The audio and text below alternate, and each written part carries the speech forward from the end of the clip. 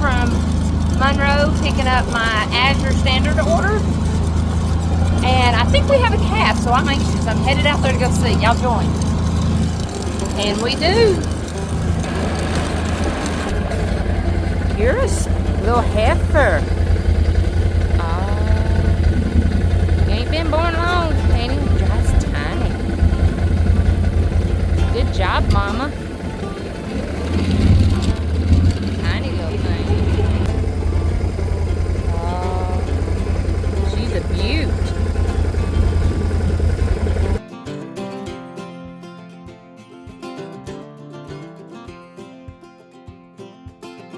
That's the kind of cow we like here. The ones that you don't know. Well, I mean, you know they're expecting, but you don't think they're expecting right now. Here she popped one out, and I've been waiting on a couple of other ones to have it. Let's go see if they've had them. She's the one that we're waiting on. You'll see her bag. It's got a bunch of scars. She's the one that I was telling y'all a while back got bit by a snake on her bag. Gave her a bunch of shots, and she'll never leave this place. And here's the other one that we're waiting on.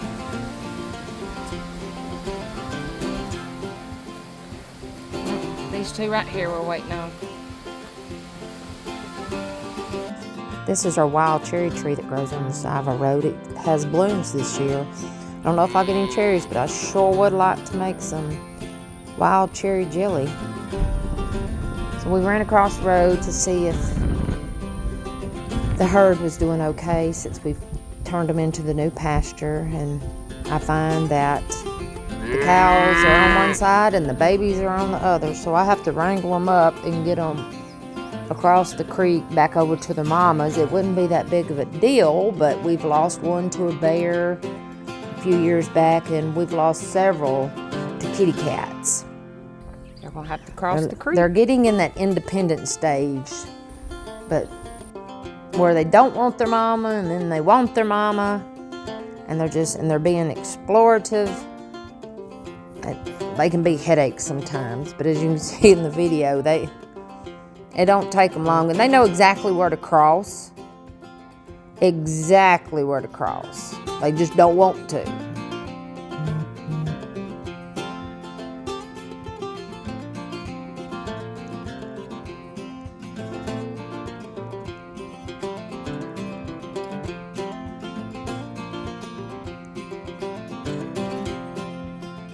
I honestly thought they would jump in the creek right there, but they didn't. They took off running down there to the creek crossing. And boy, when they come a-running.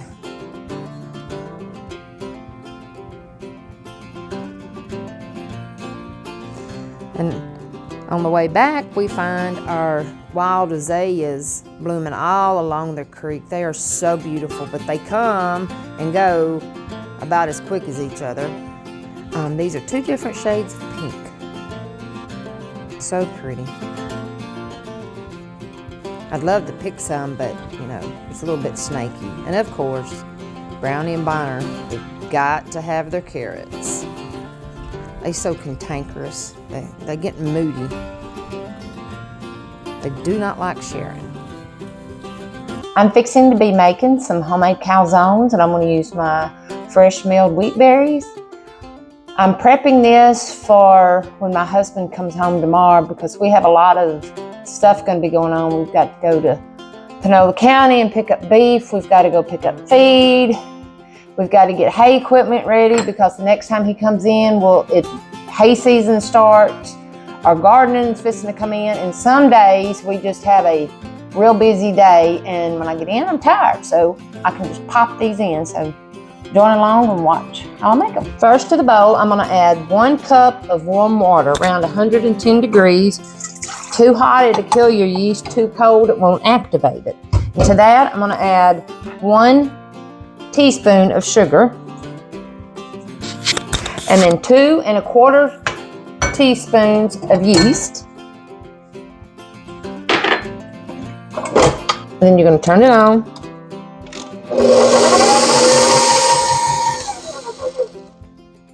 I've got that mixed, so I'm going to let it set for about 5 minutes, and in the meantime, I'm going to be grinding my wheat berries for the pizza crust. I already have it set to what I usually grind my flour on, so I usually don't move it. Never add your wheat berries before you turn it on, because then it's not going to grind it. You have to start all over. It was a learning curve.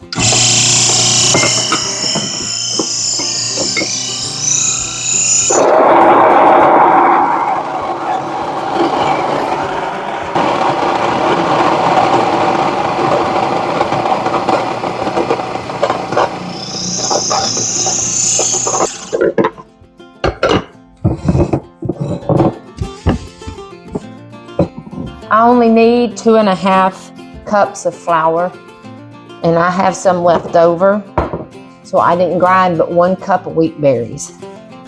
All right, it's been the time, I think I told y'all 5, but I let it set for 10, so 5-10 minutes. You just want it real active and bubbly.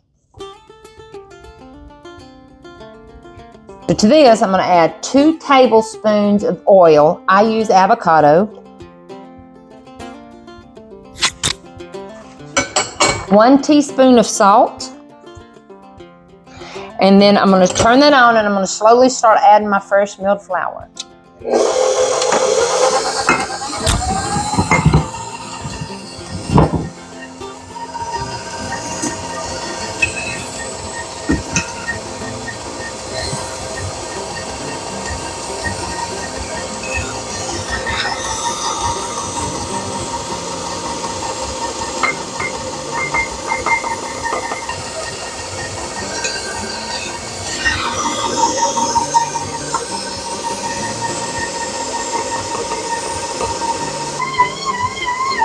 So I ended up adding 1 more tablespoon of flour, and you see how it's pulled away from?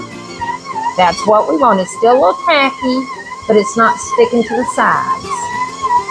So it was a total of 2¼ cups of flour plus 3 tablespoons of fresh ground hard white wheat berries. I have my dough in an oil bowl. I've got it covered. I'm gonna let it rest while I go over there and check a cow that's having a calf. Then when I come back, we'll assemble it.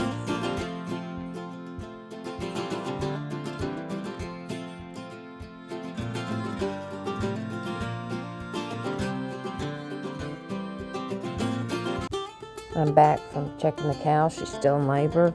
First thing I'm going to do now that my dough is rested, I'm going to lightly sprinkle my cutting board with some fresh milled hard white wheat berries. And I'm going to put my dough onto my cutting board. It's very light and very soft. I'm going to get my cutter, and I'm going to cut this into 8 sections like you do a pie.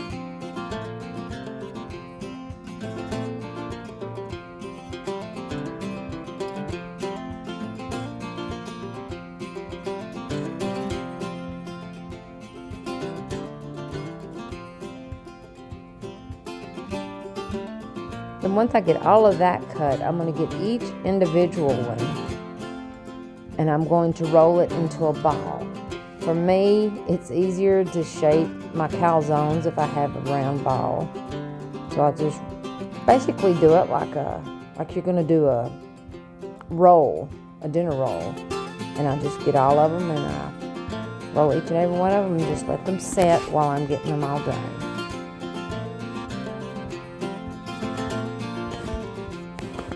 Now that they're all done, I'm going to start getting my ingredients out. I have pepperoni, mozzarella, some leftover onion, pepperoni, peppers, and my homemade pizza sauce that I made out of all the vegetables in our garden. And then I buy mozzarella cheese in bulk from Azure Standard. And so I'm taking it out, and I'm just going to shred it. Only you need part of it.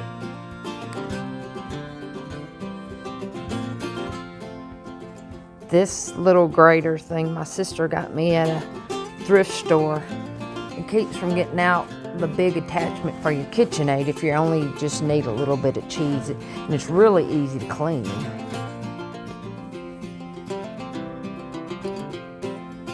Once I get all the cheese grated, I'll start prepping all my ingredients. It just takes a little time, but it's worth the effort. So the first thing I'll do is slice up the onion that I had left over from a meal I cooked earlier in the week. I like to thinly slice it. I don't like it real thick. I don't like to bind to a big old chunk of onion. So I'll get that sliced, and then I'll get all my other ingredients ready. Pepperoni, peppers sliced, and I'll get my freeze-dried bell peppers out, and I'll have it all in an assembly line.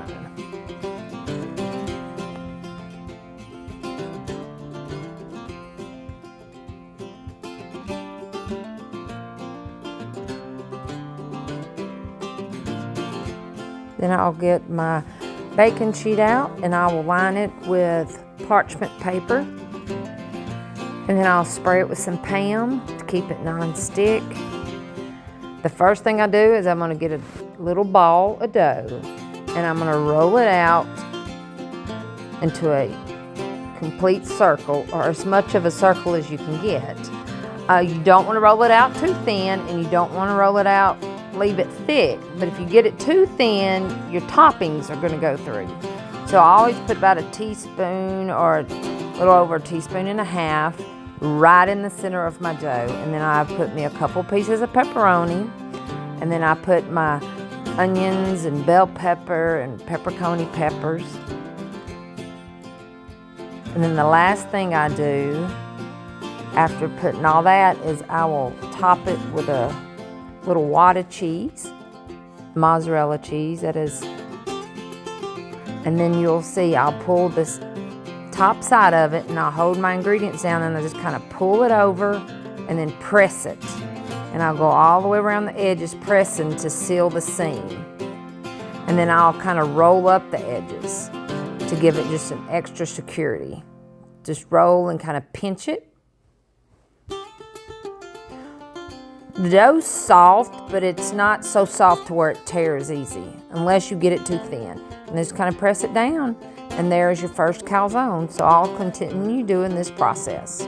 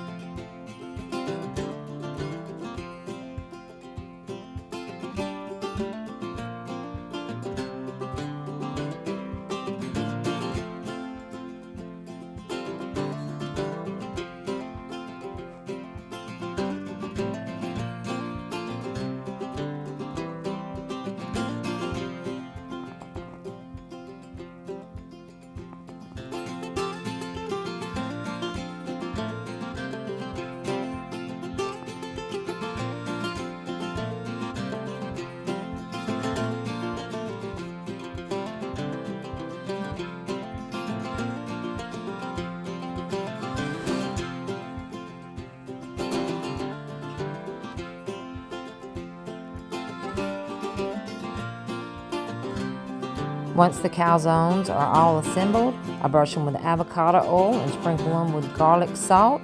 Stick them in the oven, preheated at 375 for about 15 to 20 minutes. Once they're that nice dark golden brown, I'm going to take them out of the oven. Aren't they pretty? And then I'm going to take them and put them on my cooling rack to let them cool, because I don't want them to sweat and get soggy on the bottom.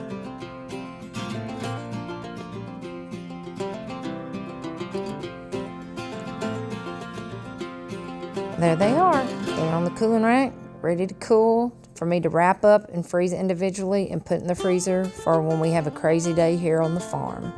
Cutting into one so y'all can see how delicious it looks. I want to thank y'all for joining me here today on Broken Sea Farm. I ask you to hit that like, subscribe, and share button and that little bell. Y'all have a blessed day.